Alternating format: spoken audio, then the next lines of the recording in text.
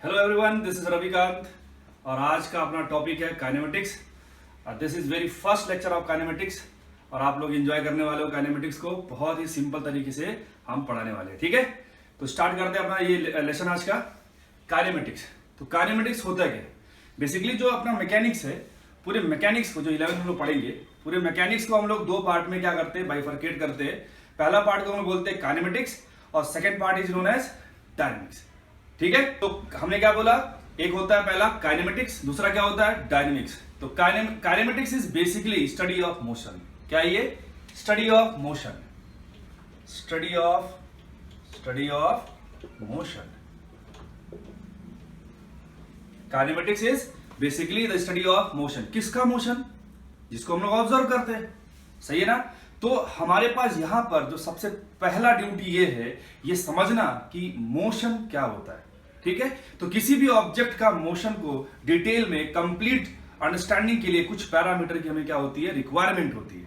और वो पैरामीटर कौन कौन से होते हैं, मैं वन बाय वन नेम लिख देता हूं उनका, और उन्हीं के अकॉर्डिंग हमें पूरा लेसन को पढ़ना भी रहेगा, ठीक है। पहला जो आपका पैरामीटर आता है, जो हम लोग पहले भी कवर कर चुके हैं वेक्टर्स में, उसको बोलते हैं हम लोग पोजीशन वेक्टर, ठीक है। सेकेंड वन इज पोजीशन अगर चेंज होगा तो दो बातें आती है, डिस्टेंस एंड डिस्प्लेसमेंट, ठीक। अब बात आती है कि पोजीशन कितने तेजी से ना, what is the rate of change of position, for which velocity and speed will come in picture, ठीक है। अच्छा, क्या वेलोसिटी का भी चेंज होने का कुछ रेट हो सकता है? बिल्कुल हो सकता है। उसको डिफाइन करने के लिए कौन आता है? एक्सेलरेशन आता है, एक्सेलरेशन, सही है क्या। इतनी बातें हमें क्या करना है, इस मोशन को या इस पूरे चैप्टर को समझने के लिए इतने पैरामीटर हमें क्या करने पड़ेंगे। और एक और टर्म आता है, एक और टॉपिक आता है जो बेसिकली इन्हीं का इन्वॉल्वमेंट होता है, वेलोसिटी का होता है, एक्सेलरेशन का होता है, लेकिन उससे हमें क्या होता है, बहुत बड़ा प्रॉब्लम छोटे प्रॉब्लम में सिमट जाता है। और वो टॉपिक का नाम क्या है, बहुत इंपॉर्टेंट है, रिलेटिव मोशन। ये सबसे लास्ट टॉपिक होगा हमारे इस चैप्टर का, ठीक है। तो ये हमारे पास क्या हो गया, इतने टॉपिक हम लोग पढ़ने वाले हैं काइनेमेटिक्स में, ठीक है। तो अभी नोट करिए, फिर हम आपको कुछ और डिफिनेशंस बताएंगे। Now question is what is motion when a body is said to be in motion, है ना। दोनों क्वेश्चन एक ही है। तो मोशन क्या होता है उसको हम डिफाइन करने की कोशिश करते हैं, ठीक है। तो कोई भी ऑब्जेक्ट मोशन में तब होगा जब किसी ऑब्जर्वर के रेस्पेक्ट में उस ऑब्जेक्ट का पोजीशन टाइम के रेस्पेक्ट में कंटिन्यूअसली क्या हो रहा हो, चेंज हो रहा हो। इसको और अच्छे से समझाने की कोशिश करता हूं। देखिए, सपोज कोई कार है, ठीक है। ये कार ले लिया हमने, ये किसी स्पीड से जा रही थी रोड पे, और रोड साइड पे कोई यहां पे कोई ऑब्जर्वर है, ठीक है।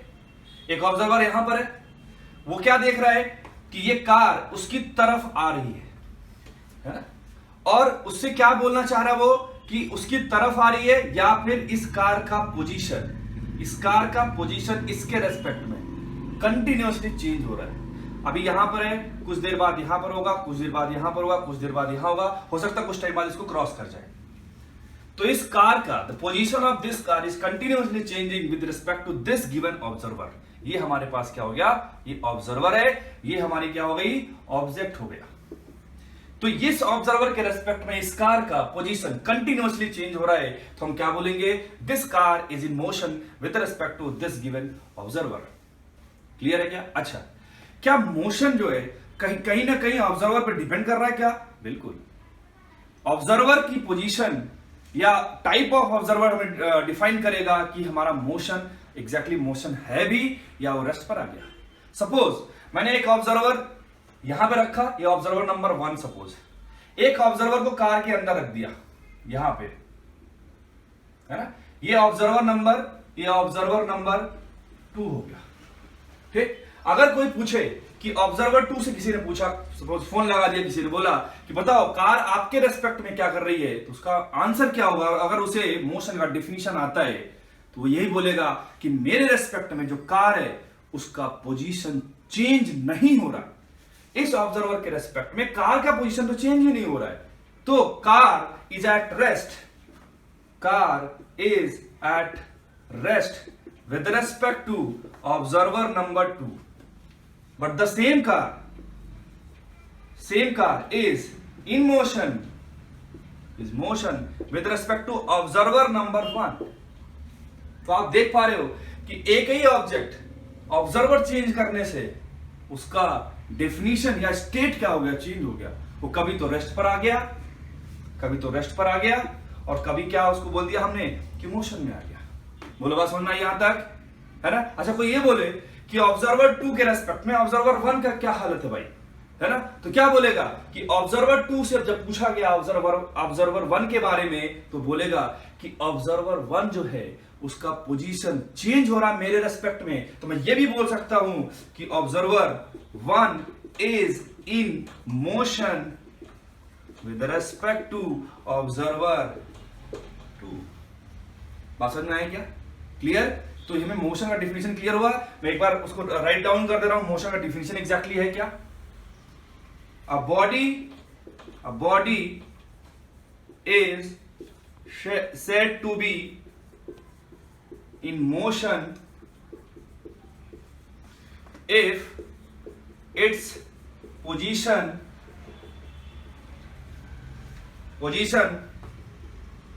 is changing with respect to a given observer। ठीक है क्या, एग्जाम्पल आपके सामने था और ये फाइनली हमने क्या कर दिया, इसका डेफिनेशन लिख दिया। तो आप ये नोट डाउन कर लीजिए। मोशन को डिफाइन करने के लिए हमें एक बहुत ही इंपॉर्टेंट टर्म है फ्रेम ऑफ रेफरेंस, इसको समझना बहुत इंपॉर्टेंट है। तो पहले डिफिनेशन देखते हैं। इसका डिफिनेशन क्या बोलता है कि frame of reference is the frame in which an observer sits and makes the observation. तो ऑब्जर्वर जिस प्लेस पर रह के किसी ऑब्जेक्ट का ऑब्जर्वेशन करता है, वो प्लेस क्या कहलाएगी, फ्रेम ऑफ रेफरेंस कहलाएगी। सिंपली वो एक छोटा सा प्लेस हो सकता है, एक रूम हो सकता है, एक बिल्डिंग हो सकता है, कुछ भी हो सकता है। बात समझ में आया क्या। तो ऐसा प्लेस जहां पर ऑब्जर्वर है मौजूद, जरूरी नहीं कि वो बैठा ही हो, यहाँ पे लिखा हुआ सिट्स, है ना, जरूरी बैठा ही हो, वो खड़ा भी रह के भी ऑब्जर्वेशन कर सकता है। ठीक है क्या। तो जहां कहीं भी जिस फ्रेम से ऑब्जर्वर अटैच रहेगा वो फ्रेम क्या कहलाएगा, फ्रेम ऑफ रेफरेंस कहलाएगा। क्लियर है क्या। चलिए हम बात करते हैं types of frame of reference. Types of frame of reference देखिए, टाइप्स ऑफ फ्रेम ऑफ, है ना, रेफरेंस। तो कितने टाइप के होते हैं भाई ये रेफरेंस फ्रेम, ये दो टाइप का होता है, इनर्शियल एंड नॉन इनर्शियल। दो टाइप का है, inertial frame and non inertial frame. ठीक है। तो पहले इनका डेफिनेशन समझते हैं हम लोग कि है क्या ये, है ना। ऐसा frame which is moving with either with constant velocity और इज एट रेस्ट। ऐसा कोई भी फ्रेम जो या तो कांस्टेंट वेलोसिटी से जा रहा हो या फिर रेस्ट पर हो। फ्रेम having zero acceleration,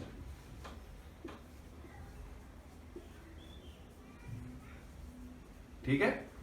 इसमें कंडीशन क्या हो सकती है, या तो वेलोसिटी क्या हो, जीरो हो, या तो वेलोसिटी क्या हो, कांस्टेंट हो। ये बात आपको आगे समझ में आ जाएगी कि मैं ये क्यों बोल रहा हूं। फिलहाल तो आपको ये याद रखना है कि अगर किसी फ्रेम का एक्सेलरेशन क्या हो जाए, जीरो हो जाए, तो ऐसे फ्रेम को हम लोग क्या बोलते हैं, इनर्शियल फ्रेम बोलते हैं। अच्छा एक और इंपॉर्टेंट चीज है कि जितने भी न्यूटन्स लॉज ऑफ मोशन है या न्यूटोनियन मैकेनिक्स है, वो इसी फ्रेम में लगता है। बात समझ में आया क्या। तो जो एनएलएम है, न्यूटन्स लॉज ऑफ मोशन है, is valid in this frame.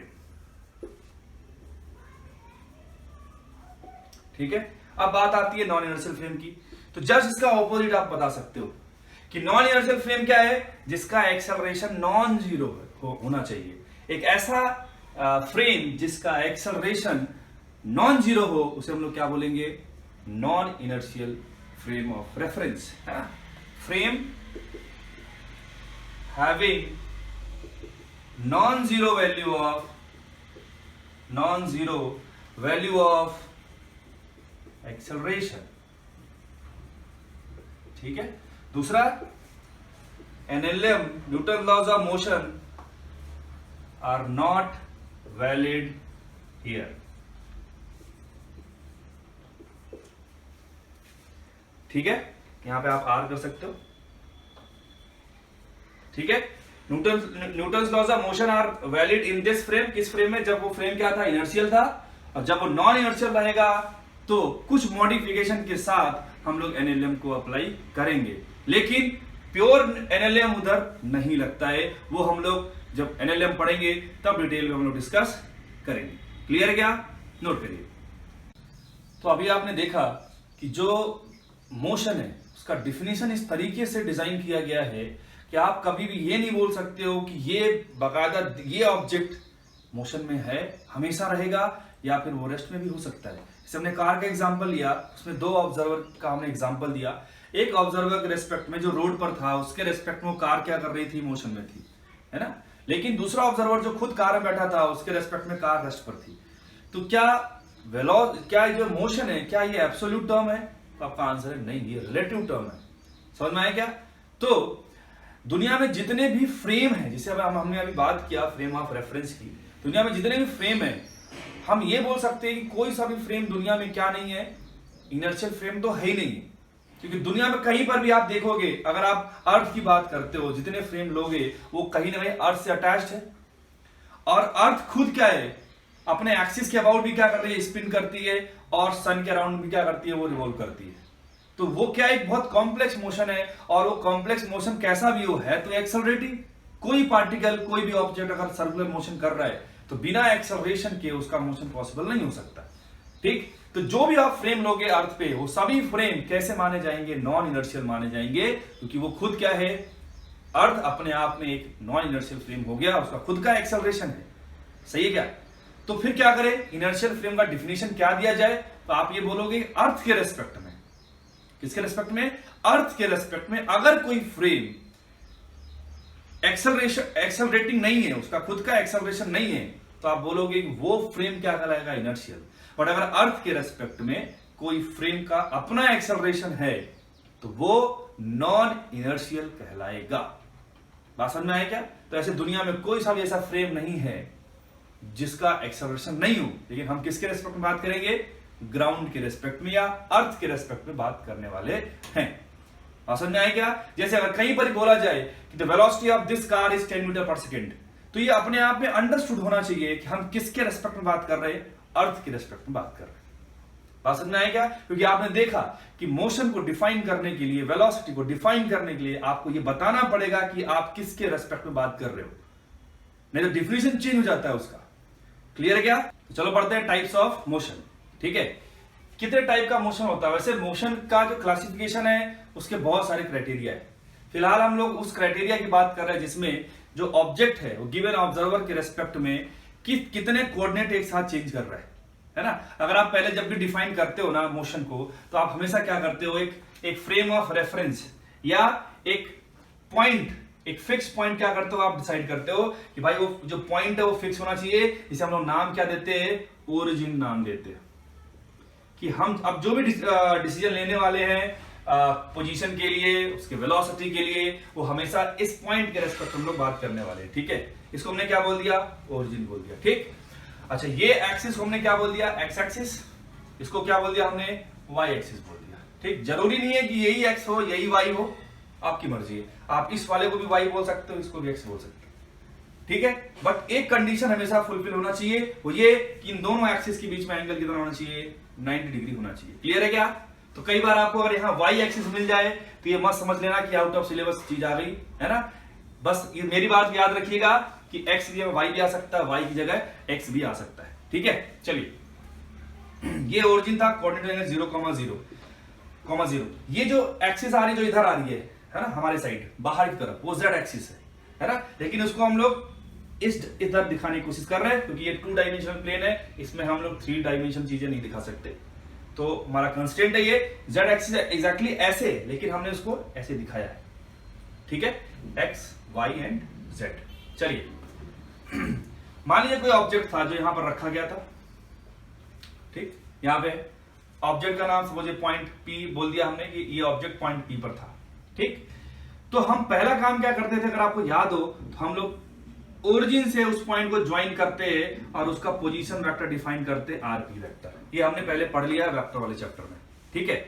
अब सपोज कि वो जो पॉइंट था वो चला गया इस डायरेक्शन में चलना स्टार्ट किया उसने, सही है। अगर वो इधर चलता है, इस एक्सिस के पैरेलल चलता है इधर, है ना, तो आप क्या बोलोगे कि इसके मोशन में सिर्फ एक्स कोऑर्डिनेट चेंज हो रहा है, वाई कोऑर्डिनेट चेंज नहीं हो रहा है। हम क्या बोलेंगे कि जो मोशन है इसका, ये कैसा मोशन हो गया, वन डायमेंशनल मोशन हो गया। सही है, क्या हो गया, ये वन डायमेंशनल मोशन हो गया। तो वन डायमेंशनल मोशन का भाई डेफिनेशन क्या हो गया कि अगर ऑब्जेक्ट जो है इस तरीके से मोशन में है कि ओरिजिन के रेस्पेक्ट में उसका सिर्फ और सिर्फ एक ही कोऑर्डिनेट चेंज हो रहा है। सपोज अगर केवल एक्स चेंज हो रहा है तो आप क्या बोलोगे कि उसका मोशन वन डायमेंशनल है एक्स में। अगर उसका सिर्फ वाई कोऑर्डिनेट चेंज हो रहा है तो आप क्या बोलोगे कि वो वाई में वन डायमेंशनल मोशन कर रहा है। अगर सिमिलरली अगर वो जेड में जा रहा है, सिर्फ जेड कोऑर्डिनेट चेंज हो रहा है, तो हम क्या बोलेंगे कि वो जो पार्टिकल है वो वन डी मोशन कर रहा है, लेकिन उसका मोशन किधर है, जेड एक्सिस के डायरेक्शन में। क्लियर है क्या? चलिए फिर मैं आपसे क्वेश्चन पूछता हूं कि अगेन मैं दूसरा डायग्राम बनाता हूं। ये डायग्राम बनाया मैंने, ये एक्स एक्सिस है, ये वाई एक्सिस है। मैं एक्स वाई प्लेन की बात कर रहा हूं। मैंने एक पार्टिकल लिया, ये ओरिजिन पे रख दिया मैंने पार्टिकल। ओरिजिन से स्टार्ट होता है, वो इस डायरेक्शन में से चलता है, स्ट्रेट लाइन में जाता है। क्या है? स्ट्रेट लाइन में जाता है वो। तो मेरा क्वेश्चन ये था कि मैंने कुछ मोशन में कुछ पॉइंट ले लिए, ये दो पॉइंट सपोज हमने ले लिए, है ना, ये। तो मैंने बोला कि बताओ इस पॉइंट ए से इस पॉइंट बी तक जाने में क्या उसका एक्स चेंज हुआ? तो बोलोगे बिल्कुल चेंज हुआ। देखो यहां पे एक्स ये है, यहां पे एक्स ये, एक्स चेंज हुआ, बिल्कुल चेंज हुआ। क्या वाई चेंज हुआ क्या? तो आंसर है बिल्कुल चेंज हो। देखो वाई भी चेंज हो गया। तो ए से बी जाने में एक्स भी चेंज हो गया, वाई भी चेंज हो गया। तो मेरा क्वेश्चन ये है कि क्या ये टू डायमेंशनल मोशन है? क्योंकि मैंने बताया कि अगर एक कोऑर्डिनेट चेंज होगा सिर्फ, तो वो कैसा मोशन होगा, वन डायमेंशनल मोशन होगा। तो अगर दोनों कोऑर्डिनेट चेंज हो रहे तो आप क्या बोलोगे, कैसा मोशन हो सकता है? ये कैसा हो सकता है? 2D हो सकता है। बट इस केस में हमारा आंसर गलत है, ये टू डायमेंशनल मोशन नहीं है। क्यों नहीं है? जरा समझना मेरी बात को, कि अगर मैंने ओरिजिन तो यही रखा, लेकिन मैंने एक्सिस बदल दिए, इसको एक्स एक्सिस अगर मैं बोल दूं, इस वाले को नया एक्स डैश बोल दिया, नया एक्स एक्सिस, तो ये नया वाई एक्सिस हो जाएगा। तो अगर आप इस लाइन के अलॉन्ग चलोगे तो सिर्फ एक्स कोऑर्डिनेट चेंज होगा ना भाई। तो ये कैसा मोशन है? ये टू डायमेंशनल मोशन नहीं है। तो ये डिफिनीशन कि जितने कोऑर्डिनेट चेंज होंगे उस हिसाब से मैं मोशन को डिफाइन करूंगा, वो गलत हो जाएगा। बात समझ में आया क्या? क्लियर है? तो क्या बोलोगे कि अगर कोई पार्टिकल स्ट्रेट लाइन मोशन कर रहा है तो डेफिनेटली उसका मोशन क्या है, वन डी मोशन है। तो वन डायमेंशनल मोशन का क्या अपना डिफिनीशन क्या होगा फाइनल? अगर कोई पार्टिकल स्ट्रेट लाइन में मोशन कर रहा है तो उसके मोशन का नाम क्या होगा, वन डायमेंशनल मोशन। तो आप सिर्फ ये मत याद रखो कि एक्स कोऑर्डिनेट चेंज होगा या सिर्फ एक्स कोऑर्डिनेट चेंज होगा तो ही 1D है, सिर्फ वाई कोऑर्डिनेट चेंज होगा तो ही 1D है, सिर्फ जेड डायरेक्शन चेंज होगा तो ही 1D। पसंद आया? आपको एक सिंपल लाइन याद रखना है कि अगर पार्टिकल वन स्ट्रेट लाइन में चल रहा है तो उसका मोशन क्या कहलाएगा, वन डायमेंशनल मोशन होगा। क्लियर है क्या? नोट करिए। तो फाइनली ये वन डायमेंशनल मोशन का मैंने डेफिनेशन लिख दिया कि motion of object along straight line. ठीक है, एग्जाम्पल क्या क्या हो सकते हैं कि motion of vertically projected ball, या किसी भी ऑब्जेक्ट को आपने वर्टिकल डायरेक्शन में से प्रोजेक्ट कर दिया। तो आप देख पा रहे हो मार्कर को मैंने वर्टिकल डायरेक्शन में कुछ इनिशियल वेलोसिटी दिया है ऐसे, तो ये ऊपर गया नीचे आया। इसका जो मोशन है वो क्या है, स्ट्रेट लाइन तो है। तो ऐसे मोशन हम लोग क्या बोलेंगे, वन डायमेंशनल मोशन।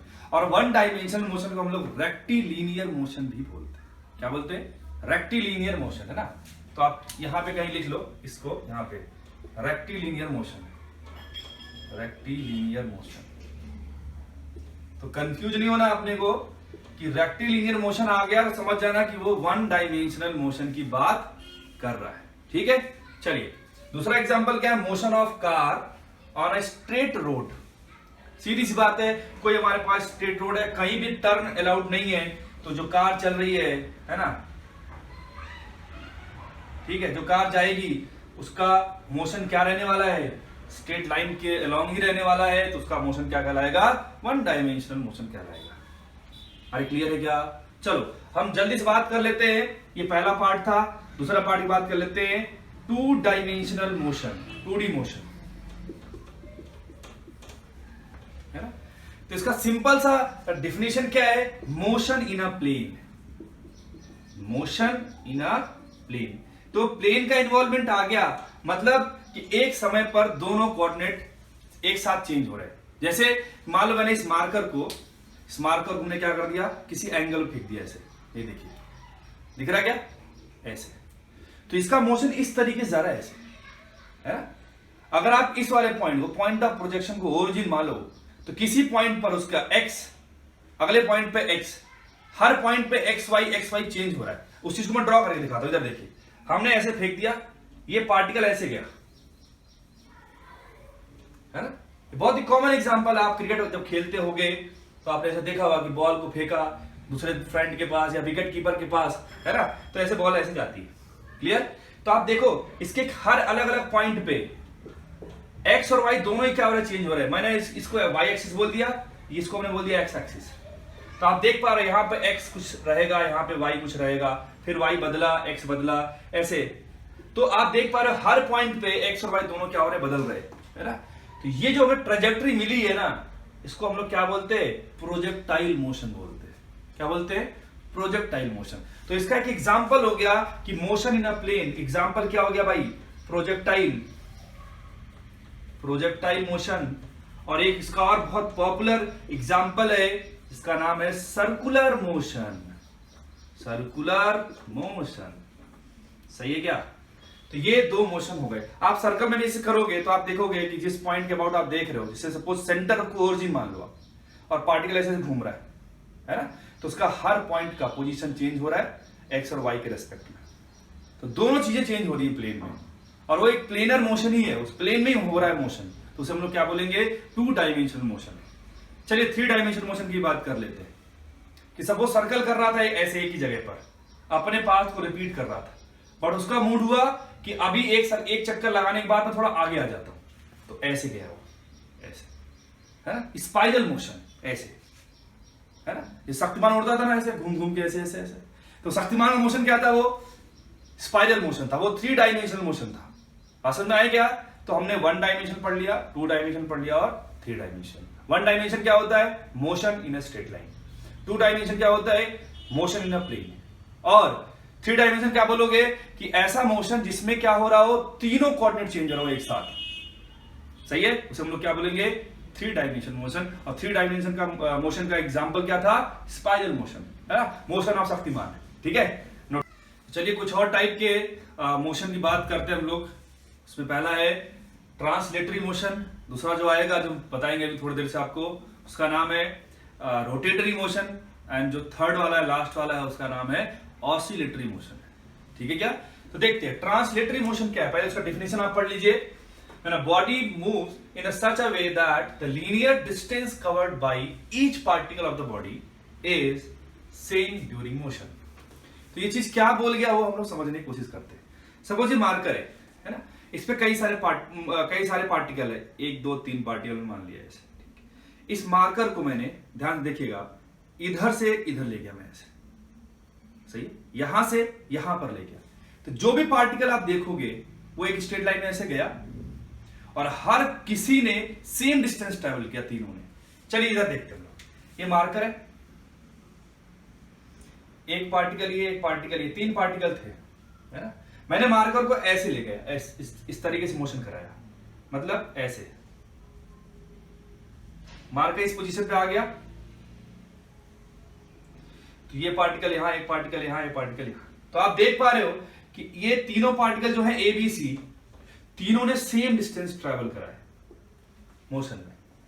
ठीक, अच्छा एक और तरीका देख सकते हो आप, कि मैंने मार्कर लिया 1 2 3, ठीक है, मैंने इस तरीके से इसको इनको ले गए, ऐसे देखना ध्यान से, ऐसे मतलब हर पार्टिकल कैसे जा रहा होगा,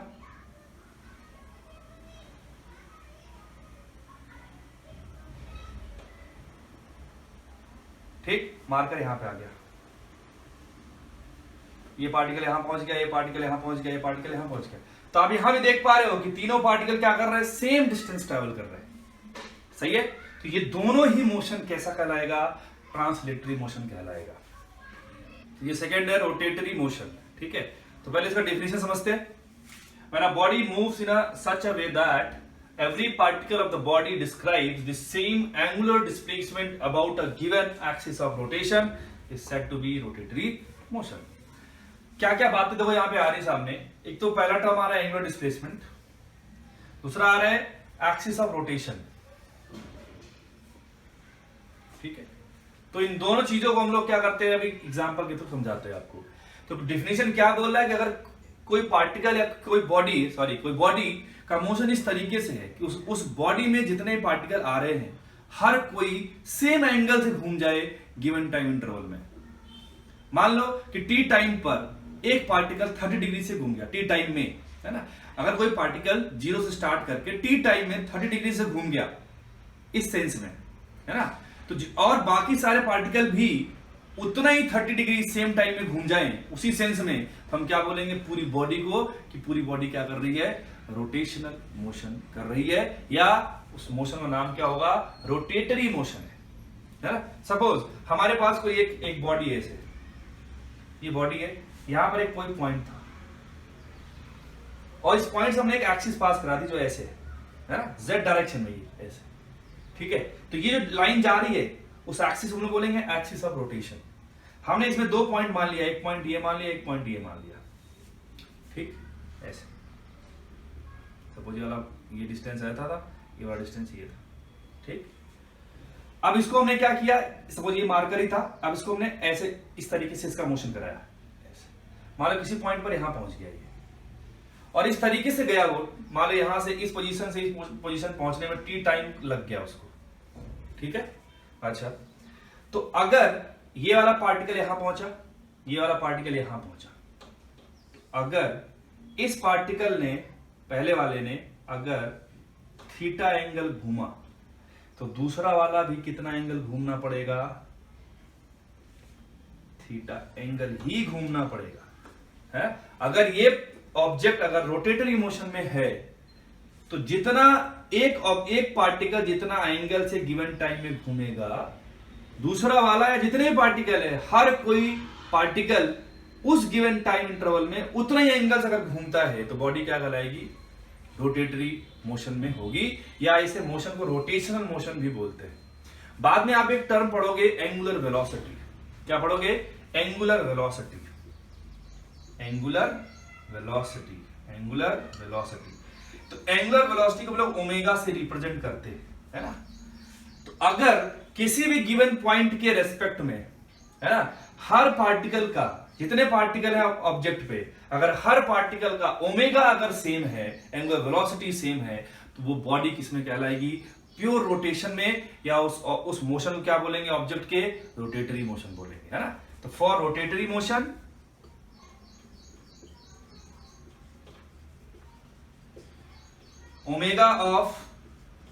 omega of each particle must be same। बात समझ में आया क्या। तो ट्रांसलेटरी देख लिया हमने और रोटेटरी देख लिया, अभी बचता है ऑसिलेटरी, ठीक है, नोट करें। तो ये थर्ड एंड लास्ट है ऑसिलेटरी मोशन, ठीक है। तो ऑसिलेटरी मोशन क्या है, पहले डेफिनेशन पढ़ लेते हैं, फिर आपको हम एग्जांपल के थ्रू और अच्छे से इसकी फीलिंग दे देंगे। देखिए, the motion in which an object repeats its motion about a fixed point, ये इंपॉर्टेंट चीज है, fixed point. either to and fro, या तो टू एंड फ्रो टाइप का मोशन हो या बैक एंड फोर्थ, ये दोनों ऑलमोस्ट सेम चीजें हैं, इज कॉल्ड ऑसिलेटरी मोशन। या तो टू एंड फ्रो मोशन कर रहा हूं, जैसे मान लीजिए मैं एक एग्जांपल समझाता हूं आपको कि एक स्प्रिंग ले लो आप, उससे एक ब्लॉक अटैच कर दो, है ना। ये स्प्रिंग है, इसका एक एंड जो हमने फिक्स कर दिया एक रिजिड सपोर्ट से, कोई ब्लॉक है जिसका मास m मान लिया। अगर आपने इसको थोड़ा पुश किया इधर, थोड़ा ऐसे दबा के यहां से छोड़ा, ठीक है, तो क्या करेगा ये स्प्रिंग क्या करेगा, ऐसे भागेगा, इसको पुश करेगा। स्प्रिंग की प्रॉपर्टी होती है ये पुश करेगा, सही क्या। जैसे आप इसको ऐसे इस वाले पोजीशन से ब्लॉक को रिलीज करोगे तो ऐसे आगे भागेगा, यहां पे रुकेगा नहीं, वो आगे भागेगा और इतना ही आगे जाके रुकेगा। फिर यहां के बाद सीधे फिर क्या करेगा, पलटी मारेगा, फिर वापस आएगा, फिर यहां तक जाएगा, फिर ये कार्यक्रम क्या रहेगा, ये जाएगा आएगा जाएगा, ये चलता रहेगा।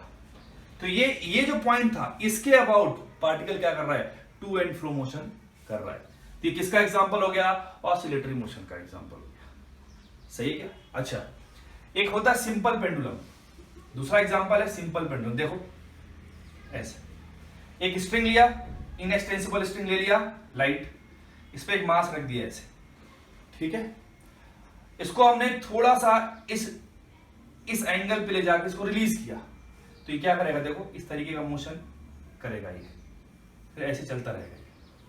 ये भी क्या आपका ऑसिलेटरी मोशन है। ऐसे बहुत सारे एग्जांपल है जिनका जो हम यहाँ पर फिट बैठा सकते हैं कि उनका मोशन कैसा है, ऑसिलेटरी मोशन।